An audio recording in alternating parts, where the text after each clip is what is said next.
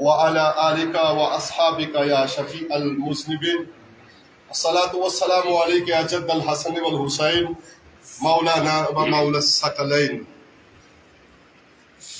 نہایت ادب و احترام کے لائق جناب وقاص قریشی صاحب مقدس اللہ العلی، میرے بزرگوں دوستوں، خاص کر کے تحریک منہاج القرآن کے ضلع مری کے رہنما اخی الکریم امتیاز مندلوی صاحب، تحصیل مری کے صدر ذی وقار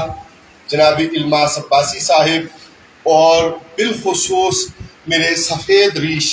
قابل تکریم بزرگ اور نوجوان ساتھی۔ درست تو یہ تھا، اور میں نے عرض بھی کی کہ آپ نماز جمعہ کی طرف بڑھ رہے ہیں اور سنتیں ادا ہو جانے کے بعد میں نماز جیسے فریضہ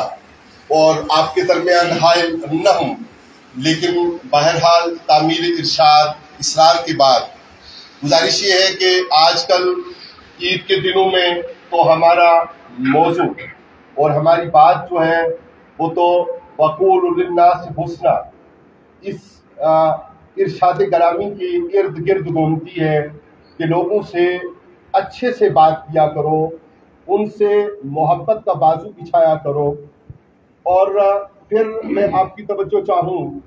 کہ آج عید قربان کے دوسرے دن آپ کو اور اپنین کو، جن کا دوسرا عید کا دن اور بیرون ممالک میں بسنے والوں کا تیسرا عید کا دن مکمل ہونے کو ہے، ان کی خدمت میں مبارکباد عید قربان کی پیش کر کے میں آپ سے یہ عرض کروں کہ منہاج ویلفیئر فاؤنڈیشن بنیادی طور پہ کسی ایک مخصوص ادارے کا نام نہیں ہے۔ منہاج ویلفیئر فاؤنڈیشن آج جب آپ کے یہاں دارا شریف میں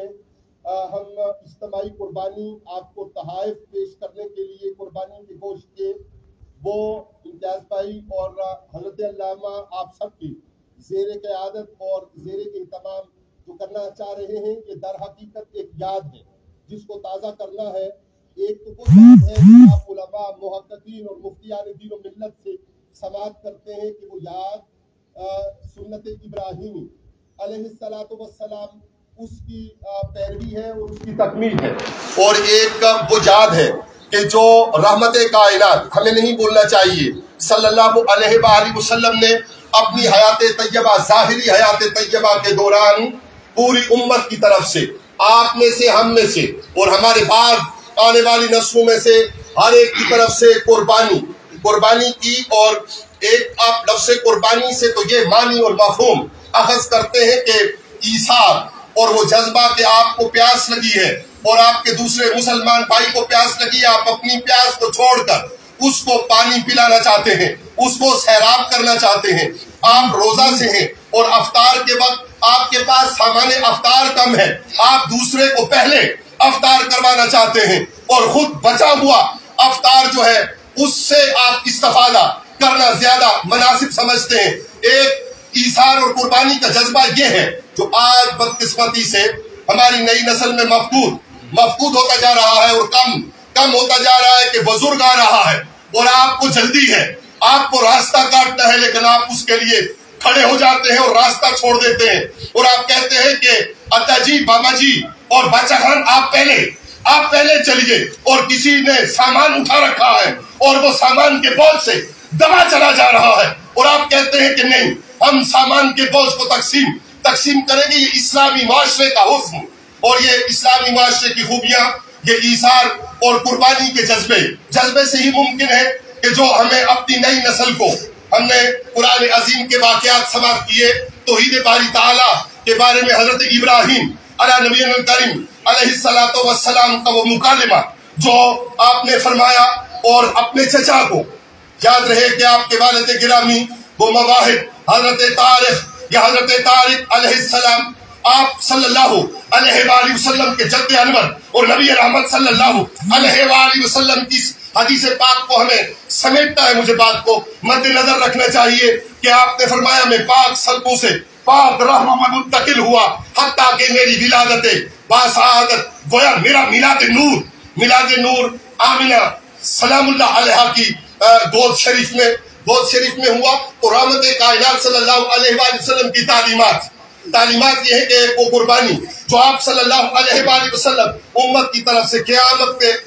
وقوع ہونے تک جو امت مسلمہ کا فرد آئے گا اس کی طرف سے آقا رحمت صلی اللہ علیہ وآلہ وسلم نے قربانی فرمائی. اور ایک قربانی کا جذبہ ہے، ایثار کا جذبہ ہے، اور اس ایثار کے جذبے کی چند باتیں میں نے آپ کی خدمت میں عرض کی کہ اپنے بچوں کو یہ سکھانے کی ضرورت ہے. اگر وہ یہ کہے بابا وہ ماموں یا وہ چچا یا وہ برادری کا فرد تو آپ کا مخالف تھا اس لیے میں نے راستہ نہیں چھوڑا، ہمیں یہ کہنا ہے نہیں بیٹا،